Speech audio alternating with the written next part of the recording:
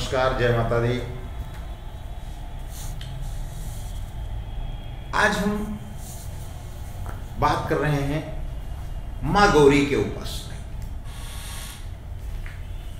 दुर्गा का अष्टम स्वरूप। मां दुर्गा का अष्टम स्वरूप मां गौरी कहा जाता है। दुर्गा अष्टमी के दिन मां गौरी की पूजा की जाती है। इनका जो स्वरूप है, इनकी चार भुजाएं हैं।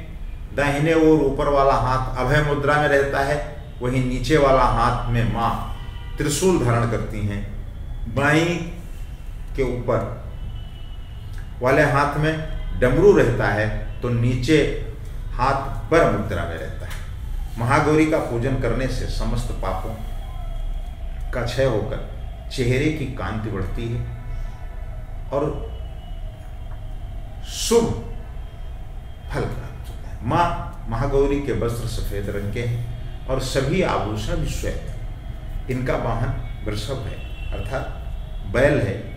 ऐसा है कि माता का स्वरूप सांसारिक रूप में इनका स्वरूप बहुत ही उज्जवल, कोमल, श्वेत वर्ण और श्वेत वस्त्रधारी है।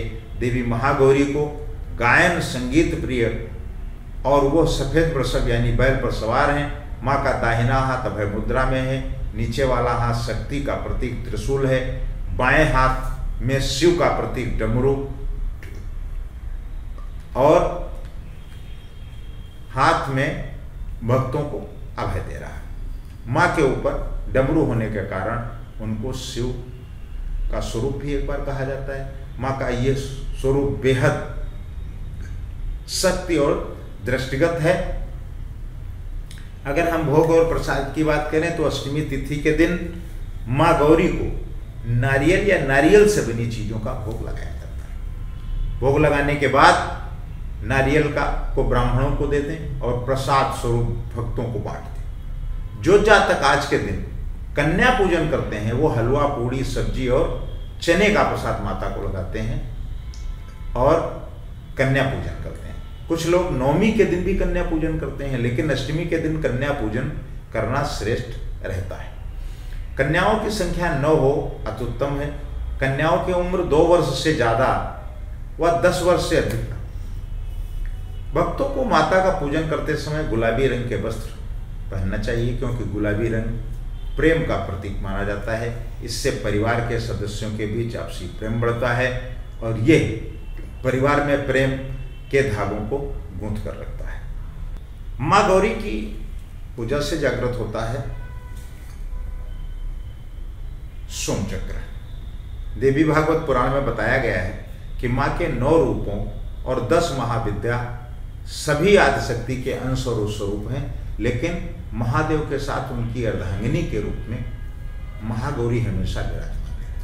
मां दुर्गा के इस स्वरूप की पूजा करने से सोम चक्र जागृत होता है और इसकी कृपा से हर असंभव कार्य पूर्ण हो जाते हैं। ज्यादातर लोग इस दिनों में कन्या पूजन किया जाता है। उससे कुछ लोग नवमी को कन्या पूजन अर्चन करते हैं, बाद में कन्या पूजन करते हैं, लेकिन तपस्या से मां ने किया था और वर्ण प्राप्त किया।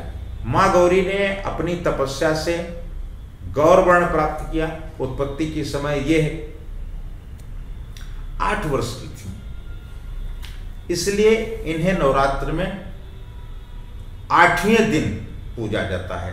अपने भक्तों के लिए यह अन्नपूर्णा स्वरूप हैं। ये धन, वैभव और सुख शक्ति की अधिष्ठात्री देवी है। इस दिन दुर्गा सप्तशती के मध्यम चरित्र का पाठ करना विशेष फलदायी माना जाता है। जो लोग नवरात्रि में 9 दिन व्रत रख पाते हैं वो पड़वा और अष्टमी के दिन व्रत रखते हैं। नवमी के 8वें दिन का व्रत करने से भी 9 कन्या पूजन करने के पहले का भी फल प्राप्त हो जाता है। कहने का अभिप्राय यह है कि यदि प्रतिपदा, जिसको आप परेवा कहते हैं, प्रतिपदा और अष्टमी का भी यदि आप व्रत रख लेते हैं तो आपको पूरी नवरात्रि में व्रत रखने का फल प्राप्त हो जाता है। ऐसा हमारे शास्त्रों का कथन है। नमस्कार। प्रभातखबर.com, विश्वास वही, रफ्तार नहीं।